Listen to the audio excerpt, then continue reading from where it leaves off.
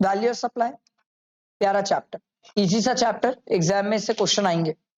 Value of supply sir simple, section 15 बोलता है कि वैल्यू बताएंगे और वैल्यू होती है ट्रांजैक्शन वैल्यू। ट्रांजैक्शन वैल्यू तब होती है सर जब price actually paid or payable for the goods है। सर रिसिपिएंट और सप्लायर दोनों रिलेटेड नहीं होना चाहिए और price is the sole consideration.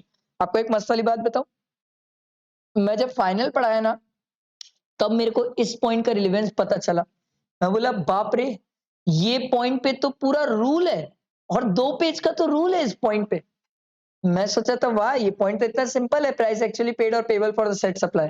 नहीं, ये इतना प्यारा पॉइंट नहीं है। जब इससे क्वेश्चन बनते हैं फाइनल में तो बाप रे बाप, लड़ लेते हैं इन लोग, तो जीवन की लड़ाई लड़ देते हैं। Price actually paid or payable for the set goods. अभी तो आप लोग के लेवल पे कुछ नहीं है, अभी तो आप लोग के लेवल पे सिंपल है, जितना भी गुड्स के लिए प्राइस पे करा जा रहा है या सर्विसेज के लिए, सप्लाई के लिए या पेबल होगा वो लिया जाता है। इसमें इंक्लूजन्स इंपॉर्टेंट है, जिसमें टैक्सेस, ड्यूटी, सेस, फीस, कोई भी चार्ज वगैरह सब इंक्लूड होंगे अदर देन जीएसटी, और जीएसटी कंपनसेशन सेस भी नहीं आएगा। याद रखना, इफ चार्ज सेपरेटली, इस पॉइंट पे मैंने क्वेश्चन बनते हुए देखा है सर। इफ चार्ज सेपरेटली, अगर सेपरेटली चार्ज नहीं किया जाएगा तो जीएसटी भी वैल्यू में आएगा। ये छोटी बात है और बहुत अच्छी बात है, याद रखने वाली बात है। टीसीएस आता नहीं है सर, टीसीएस नहीं आता वैल्यू में। फिर सर अगर ऐसा कुछ पेमेंट है जो सप्लायर ने रिसिपिएंट के बिहाफ में कर, रिसिपिएंट ने सप्लायर के बिहाफ में कर दिया, तो सर वो भी वैल्यू में इंक्लूड होगा, प्रोवाइडेड रिसिपिएंट अगर अपने नाम पे करेगा तो इंक्लूड नहीं होगा, खुद के नाम पे होगा तो इंक्लूड नहीं होगा सर, ध्यान रखना इस चीज का। ठीक, फिर इंसिडेंटल एक्सपेंसेस, इसमें सब एक्सपेंस आ जाएंगे सर, गुड्स के डिलीवर होने से पहले के जो भी खर्चे आ जाते हैं। एक ध्यान रखना, बाइंग कमीशन नहीं आता। थोड़ा सा कुछ कुछ छोटी छोटी बातें जो याद रख लो तो अच्छा है, बाकी तो सब आप ही याद रख लोगे। बाइंग कमीशन नहीं आता, कमीशन आता है, सेलिंग कमीशन आएगा सर, क्यों नहीं आएगा, बाइंग कमीशन नहीं आएगा सर। थोड़ा सा ध्यान रखने वाली बातें, छोटी बातें। चार्जेस फॉर डिलेड पेमेंट, ये तो चलता फिरता भगवान है ये point. Charges for delayed payment of consideration, interest, late fee, कुछ भी नाम से बोल सकता है इसको। सबसे इंपॉर्टेंट इसमें ये बात है कि ये जो पॉइंट होता है, इसकी जो अमाउंट दी हुई रहती है उसमें जिंदगी भर जीएसटी इंक्लूडेड होता है, हमेशा जीएसटी इंक्लूडेड होता है। मान लो अगर ये आपको एग्जाम में 5000 देगा तो आप इसको 5000 डिवाइडेड बाय 118 इंटू 100 करना, क्योंकि इसमें जीएसटी हमेशा इंक्लूडेड होता है। आप ध्यान रखेंगे, बवाल है ये पॉइंट, बहुत बवाल है, बहुत ज्यादा इंपॉर्टेंट है। इतनी गलतियां करोगे ना आप लोग जिसकी कोई लिमिट ही नहीं, अगर ये ध्यान नहीं रखे तो। अगला सब्सिडी, ये तो अलग ही जिंदगी में जी रहा है, अलग ही दुनिया में चल रहा है ये सब्सिडी। तो सब्सिडी अगर लिखा हुआ है कि sir subsidy directly link to the price, मतलब माइनस हो चुका है, पहली चीज ये याद रखना। दूसरा, सब्सिडी अगर गवर्नमेंट की है तो माइनस होती है, प्राइवेट की सब्सिडी माइनस नहीं होती है। तीसरा, अगर प्राइवेट की सब्सिडी माइनस हो गई है, directly link to the price लिखा है, प्राइवेट की सब्सिडी माइनस हुई है तो उसको ऐड करना।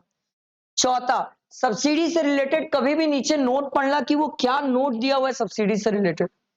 ये मेरे को तो 4 बातें जो बोला इतनी इंपॉर्टेंट लगती, बाप रे बाप, क्या क्या गलती नहीं करके आओगे इसमें, अरे भगवान भगवान भगवान। सब्सिडी में तो सब गलतियां करते हैं, आप नहीं, आज भी मैं आपको मैसेज दिखा सकता हूँ, मेरे पास आज भी टेलीग्राम और स्टूडेंट के मैसेज आते हैं, सर सब्सिडी बता दो एक बार, क्योंकि सब्सिडी में बहुत कंफ्यूज है लोग। बाकी तो अगर मुझसे कोई पूछेगा, डिस्काउंट बहुत सिंपल है सर, डिस्काउंट बिफोर और at the time of supply होगा तो माइनस कर सकते हो, पोस्ट सप्लाई डिस्काउंट होगा तो सर ये तभी माइनस होगा जब ये इनवॉइस से लिंक्ड होगा। दूसरा, सर आपने इसकी क्रेडिट रिवर्स की हो और आपका पहले से एग्रीमेंट होना चाहिए, तभी आप ये इनवॉइस में, तभी आप पोस्ट सप्लाई डिस्काउंट माइनस कर सकते हो, अदरवाइज नहीं कर सकते। एग्जाम में आपको पहचानना पड़ेगा कि ये पोस्ट सप्लाई डिस्काउंट है कि नहीं है, आप पहचानेंगे। कैसे पहचानेंगे, कैसे पहचानेंगे सर पोस्ट सप्लाई डिस्काउंट, ये आपको क्या हो गया, कैसे पहचानेंगे पोस्ट सप्लाई डिस्काउंट सर, कोई तो तरीका होगा। नहीं, नहीं पता रहता है, यही तो खास बात है। नहीं तो अगर एट द टाइम मैन पता रहेगा ना सप्लाई के टाइम पे, तो वो पोस्ट सप्लाई नहीं होगा, फिर तो वो नॉर्मल सप्लाई के टाइम का डिस्काउंट होगा। पोस्ट सप्लाई डिस्काउंट की पहचान ही है कि जहां पर आपको ऐसे बोलेगा क्वेश्चन में कि मैं इसको सप्लाई कर रहा हूं और मैं इसको ये बोल रहा हूं कि अगली बार अगर तू 100 गुड्स बेच दिया तो अगली बार तेरे को मैं इतने का डिस्काउंट दूंगा। अगली बार जब लिखा रहेगा, नेक्स्ट टाइम लिखा रहेगा, वो पोस्ट सप्लाई है, वो पहचान है उसकी, वो पहचान है उसकी क्वेश्चन से। ठीक है, फिर सर नॉर्मली डिस्काउंट्स आप माइनस कर सकते हो। ठीक है, ये ईयर एंड डिस्काउंट वगैरह माइनस नहीं करोगे सर। फिर फ्री सैंपल या गिफ्ट है तो इसको सप्लाई नहीं मानते, तो आईटीसी लेने मत आना। By one get one free है, सरकार बोलती है वैल्यू में इंक्लूडेड है, आप इसकी आईटीसी भी ले सकते हैं। स्टैगर्ड डिस्काउंट, वॉल्यूम डिस्काउंट, ये आप माइनस कर सकते हो। क्वांटिटी डिस्काउंट माइनस कर सकते हो, सेकेंडरी डिस्काउंट माइनस नहीं कर सकते। ठीक है, इसके बाद नो क्लेम बोनस, ये याद है सर, नो क्लेम बोनस कभी वैल्यू में नहीं आता। ठीक है, याद है ना, इंश्योरेंस वाला बताया था सर, आपने साल भर इंश्योरेंस क्लेम ही नहीं किया, तो जो नो क्लेम बोनस आपको मिलता है इंश्योरेंस कंपनी से, ये वैल्यू ऑफ सप्लाई में नहीं आता है। ठीक है, इसके बाद की जो कहानी वो आप लोग के लिए एप्लीकेबल नहीं होती, वो फाइनल के लिए एप्लीकेबल होती है सर। ठीक है, इसमें मेरे को ये वाला पॉइंट बहुत इंपॉर्टेंट लगता है, आप इसको घोट के चल जाना सर। ठीक है, इंटर वालों के लिए भी दिया है, पूछेगा नहीं पूछेगा मुझे नहीं पता सर। अगर कोई डायरेक्टर पर्सनल गारंटी प्रोवाइड कर रहा है सर, ठीक है, बहुत ज्यादा इंपॉर्टेंट है, शायद वैल्यू निकालने नहीं आएगा, पर्सनल गारंटी की अमाउंट कैसे निकालते हैं वो निकालना फाइनल में, रूल 28 में फाइनल में है, बट सर वो टैक्सेबल है कि नहीं ये आ सकता है आपके लिए। तो प्लीज ध्यान रखना कि अगर कोई डायरेक्टर है पर्सनल गारंटी प्रोवाइड कर रहा है कंपनी को, तो वो टैक्सेबल होगा कि नहीं, होगा कि नहीं, होगा सर, वो टैक्सेबल है। ठीक है, बट सरकार उसके ऊपर बोलती है रूल 28 अप्लाई होगा, टैक्सेबल होगा, फिर आरबीआई बीच में आती है, आरबीआई बोलती है टैक्सेबल नहीं होगा, तो फिर टैक्सेबल होगा कि नहीं, नहीं होगा। यही तो खास बात है इसकी, यही खास बात है कि प्रोविजन बोला टैक्सेबल होगा, रूल 28 बोला मैं वैल्यू बताता हूं कितना टैक्सेबल होगा, आरबीआई बोले अबे हटा सावन की घटा, मैं बोल रही हूँ टैक्सेबल ही नहीं होगा, आरबीआई ने बोला टैक्सेबल नहीं होगा, बात खत्म हो गई, बात ही खत्म हो गई। आरबीआई ने बोला भाई कंपनी लॉ नहीं पढ़ते क्या, कंपनी लॉ में लिखा हुआ है कि अगर कोई डायरेक्टर है, अगर वो कंपनी को गारंटी दे रहा है तो कंपनी उसको उस गारंटी देने के लिए कोई कंसिडरेशन नहीं दे सकती। लॉ में पढ़ते हो आप, जब कंसिडरेशन ही नहीं हो सकता तो वैल्यू कैसे आएगी, वैल्यू नहीं हो सकता तो जीएसटी कैसे आएगा, आरबीआई बोला ढंग से पढ़ा करो कंपनी लॉ, नहीं होगा जीएसटी। बहुत इंपॉर्टेंट है भाई, गजब इंपॉर्टेंट है। आप पूरा रामकथा रामायण पढ़ना, उसके बाद आपको आखिरी में पता चलेगा लिखा हुआ है कि नहीं है टैक्सेबल, तो फिर पढ़ाया ही क्यों, पता नहीं क्यों पढ़ाया। ठीक है, बट इन्होंने इसलिए इसको पढ़ाया, आरबीआई ने प्यार से एक चीज और क्लैरिफाई करी, बोले आरबीआई बोली कि एक बात समझो, ये तो हमने बोला टैक्सेबल नहीं होगा, फाइन टैक्सेबल नहीं होता क्योंकि वैल्यू नहीं होती, बट मान लो अगर कोई डायरेक्टर है किसी कंपनी में और वो एज अ रेम्यूनरेशन की फॉर्म में डायरेक्टर नहीं है, मैं बोला मतलब, बोले इंडिपेंडेंट डायरेक्टर हो सकता है, नॉन एग्जीक्यूटिव डायरेक्टर हो सकता है, नॉमिनी डायरेक्टर हो सकता है, अगर उस कैपेसिटी में अगर कोई डायरेक्टर है और फिर कंपनी उसको पैसा दे रही है सर पर्सनल गारंटी प्रोवाइड करने की, तो वो टैक्सेबल है।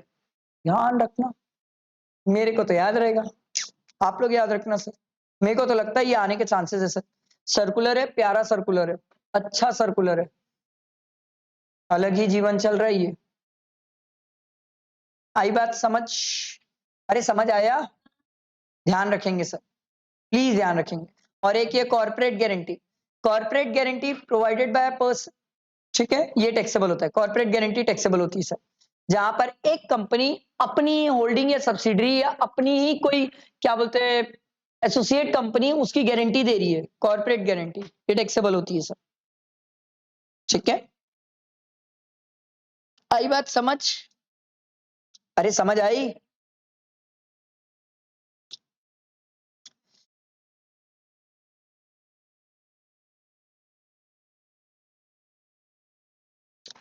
ये आप लोग छोड़ सकते हो हेड ऑफिस ब्रांच ऑफिस, क्योंकि रिलेटेड वाला आप लोग में कवर नहीं होता है, रूल 28 फाइनल में आता है। अपन वो देख लेते हैं, इसके क्वेश्चंस देख लेते हैं। तो दो चार बातें जो बताया वो ध्यान रही, दो चार बातें बताया नोट किए नालायकों, इनको रोज सवेरे उठ के प्रणाम किया करो, बोलना आप ही हमारे कर्ता धर्ता हो, बस पास करा दो, बाकी सब हम देख लेंगे, आप बस पास करा दो।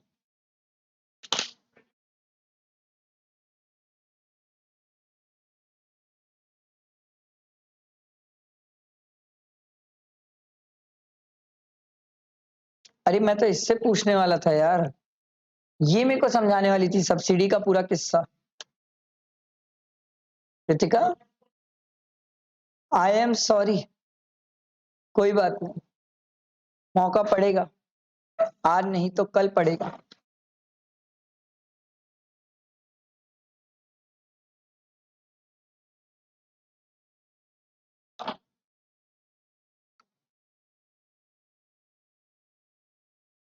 चलो वैल्यू ऑफ सप्लाई के क्वेश्चंस करते हैं एंड लेट्स फिनिश। कहाँ है क्वेश्चन, पेज नंबर बोलते भाई? 24, अभी कहाँ है? 24,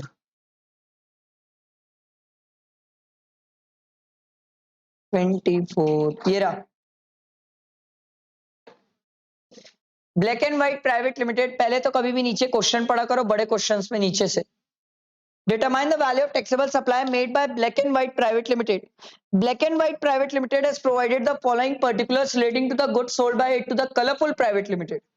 List price of the goods दिया हुआ है 50,000, ठीक है। Tax levied by the municipal authority on the sale of such goods दिया हुआ है 5,000, ये तो ऐड हो जाएगा। पैकिंग चार्जेस ऐड हो जाता है। Black and White received 2,000 as a price-linked subsidy from an NGO on the sale of such goods. The price of 50,000 is after considering such subsidy. तो ये प्राइवेट की सब्सिडी है, क्या कर दूं? ऐड कर दो इसको भी। Black and White offers 2% discount on the list price of the goods. तो सर 50,000 का 2% कितना हो जाएगा? 1,000। 1,000 माइनस कर दो, बताओ वैल्यू ऑफ टैक्सेबल सप्लाई कितना आ रहा है? कितना? 57,000। बाकी लोग भी निकालेंगे सर। मेरी आंख को क्या हो गया यार?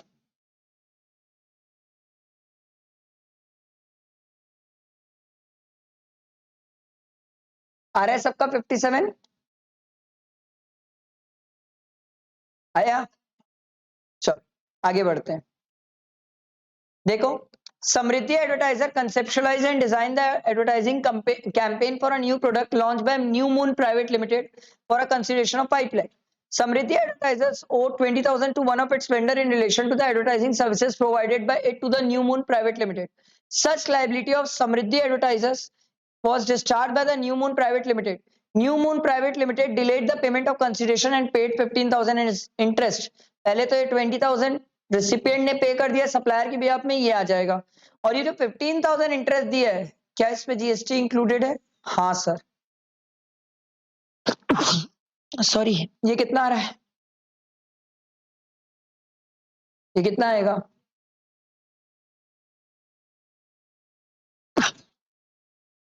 12,712। इतना अपन वैल्यू में इंक्लूड करेंगे सर, ठीक है। इसके बाद क्वेश्चंस कहाँ है? ये रहा। ये दो क्वेश्चन थ्योरी है, ये होमवर्क। नीचे आओ। Determine the value of educational services made by Sharp Mind Institute during the month. Sharp Mind Institute provide coaching for engineering entrance examination. The monthly fee charged by the institute from a student is 10,000. The institute is known for its commitment to provide education to underprivileged children. It trains 10 students every year for entrance examination free of cost. The institution has received 3 lakh as a coaching fees for a month. अच्छा, Navjeevan, an NGO working in the area of education for underprivileged children, has given a subsidy of 10,000 in lump sum during the month to the institute as it is serving the cause of underprivileged children. तो क्या करें अपन? बोलो क्या करें? Sir private से subsidy मिलती है, क्या करते हैं इसको? डायरेक्टली लिंक नहीं है, अगर लिंक्ड होती तो अपन क्या कर देते? ऐड कर लेते। अगला देखो, determine the value of taxable supply made by furniture वाला, ठीक है। Will your answer change if the residence of मस्लिना is 50 kilometres from the showroom? Furniture वाला is a chain of retail showroom selling both modern and classic furniture. In order to build strong customer association, the showroom provides free delivery of the furniture at the premises of the customers. If the distance between the showroom and the customer premises is up to 20 kilometers, Where the distance is more than 20, the showroom charges concessional freight of 10 rupees for every additional kilometer. Leena purchased a double bed, a dressing room and a center table for 2 lakh from furniture wala. Leena gets free delivery of the furniture as her residence is located at a distance of 18 kilometers from the showroom. The showroom incurs an expenditure for 1000 for delivering the furniture. तो क्या ये 1000 add होगा? नहीं, क्योंकि 18 kilometre की कहानी है ना, फ्री ऑफ कॉस्ट है। और अगर यही 50 किलोमीटर हो जाएगा तो फिर कितना होगा? 30 इंटू 10, क्योंकि 10 रुपीज पर किलोमीटर चार्ज करते हो। 20 किलोमीटर तक तो कोई दिक्कत नहीं है। एक्स्ट्रा कितना है? 30। तो 30 किलोमीटर इंटू 10 कितना? 300। 300 अपन ऐड कर देंगे सर 2 लाख में। नहीं, 1000 का कुछ नहीं होगा। अगला देखो, AKJ Food Private Limited gets an order for the supply of processed fruit from a customer. The customer wants the consignment tested for gluten and specified chemical residues. AKJ Food Private Limited does the testing before the supply and charges the testing fee for the same from the customer. AKJ Food Private Limited argues that such testing fee should not form part of the consideration. क्या इसको add करेंगे testing fees को? क्या लगता है value में add करे कि नहीं करे? करेंगे ना सर, क्यों नहीं करेंगे? बिफोर सप्लाई जितने भी खर्चे सब ऐड होते हैं। ठीक है, अगला, the department want to add interest for 2 days to the value of supply. Should notional interest be included in the value? Mazda Banners and Advertising firm gives its customer an interest-free credit period of 30 days for the payment. Its customer ABC paid for the supply 32 days after the supply of services. Mazda Banner waive the interest. अगर ये interest wave कर देता है तो क्या हम इसको add करते हैं? नहीं सर, सामने वाला वेव कर दिया, अगर हमसे इंटरेस्ट ही नहीं ले रहा है तो हम क्यों ऐड करेंगे? अगला देखो, can this additional discount be reduced from the price at which the goods were sold and concatenant tax adjustments made? मतलब जो बाद में टैक्स एडजस्टमेंट है क्या उसको हम करेंगे? Crunch Bakery Product Limited sell biscuits and cakes through its dealer to whom it charges the list price minus standard discount and pay GST accordingly. When goods remain unsold with the dealer, it offers additional discount on the stock as an incentive to push the sale without any prior agreement. Sir उनके बीच में prior agreement नहीं है तो क्या हम ये minus करेंगे? नहीं सर, एग्रीमेंट होना चाहिए, इनवॉइस से लिंक होना चाहिए, आपने आईटीसी रिवर्स करना चाहिए, तभी आप माइनस कर सकते हो। देखो, calculate the total value of taxable supplies made by Red Peppers Limited during the month of March. Rate of GST is 18%. देखो sir, list price of the goods दिया हुआ है, ठीक है। Price link subsidy receive from the central government for the supply of taxable goods to the government school. क्या इसका हमें कुछ करना है? नहीं सर, प्राइस लिंक सब्सिडी है, गवर्नमेंट से मिली है, माइनस हो गई है, कुछ नहीं करना है। Price link subsidy received from NGO for the supply of taxable goods to an old age home, exclusively related to the supply of goods included at serial number 1. इसको क्या करूं? क्या इसको ऐड कर लूं? यस सर, प्राइवेट से subsidy है, taxes तो ऐड होते हैं, पैकिंग चार्जेस ऐड हो जाते हैं। Late fee paid by the recipient of supply for the delayed payment of consideration. recipient agreed to pay 6000 in lump sum and no additional amount is payable by him over and above such amount. तो ये 6000 divided by 118 into 100 करो, ये कितना आ रहा है? 5085। इतनी value अपन include करेंगे तो हमारी टोटल वैल्यू कितनी आ जाएगी टैक्सेबल सप्लाई की?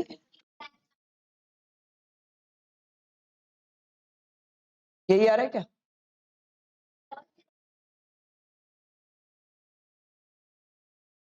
यहाँ 00 है पक्का? ठीक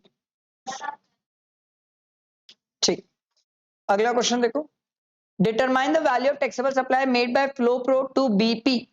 ठीक है, फ्लोप्रो is a registered supplier sold a machine to BP Limited. It provides the following information in this regard. Price of the machine दिया हुआ है, excluding taxes and other charges at serial number 2 and 3. तो inspection charges sir क्या add होता है? हाँ sir. उसके बाद freight charges for the delivery of machine, ये भी ऐड हो जाती है sir. Subsidy received from the state government on the sale of the machine under skill development program. Subsidy is directly linked to the price. मतलब कुछ करूं नहीं करूं? कुछ मत करो ना, पहले ही डायरेक्टली लिंक्ड है, मतलब गवर्नमेंट से मिली सब्सिडी पहले ही माइनस हो गई, कुछ मत करो। Discount of 2% is offered to BP Limited on the price mentioned at serial number 1 above and recorded in the invoice. तो डिस्काउंट तो माइनस होगा सर 2%, तो 25,000 का 2% मतलब 500 माइनस करो, बताओ वैल्यू कितनी आ रही है।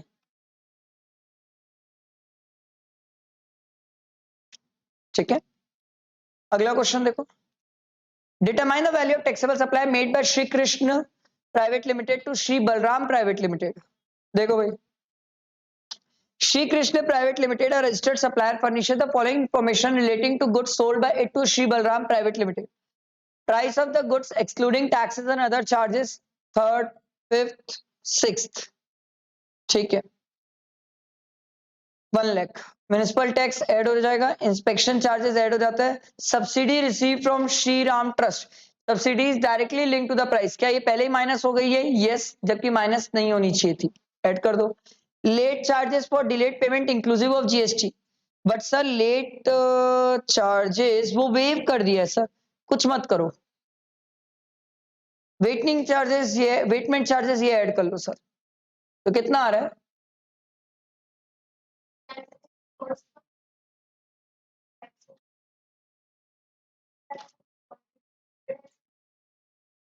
किसमें? हाँ, नहीं बहन, टैक्सेस मतलब ये रहा ना, नहीं एक्सक्लूडिंग टैक्सेस लिखा है ना, टैक्सेस मींस कोई भी टाइप का टैक्स, सब ही एक्सक्लूड किया है उसने। ठीक है, कितना बोले?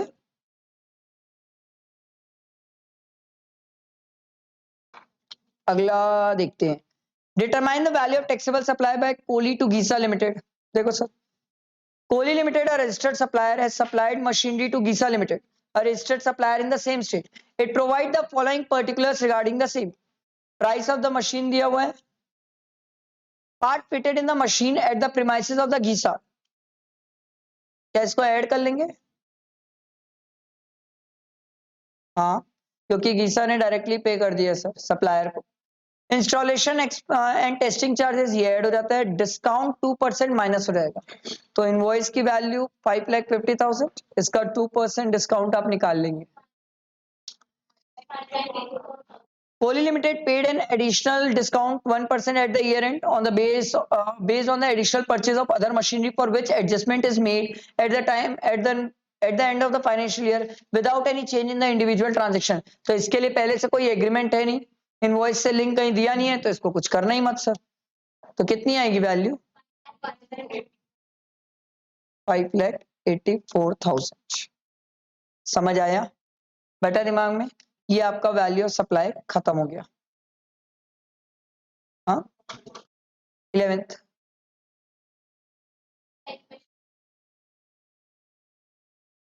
बधाई हो।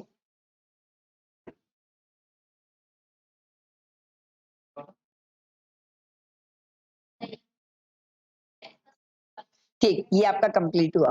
Okay, thank you.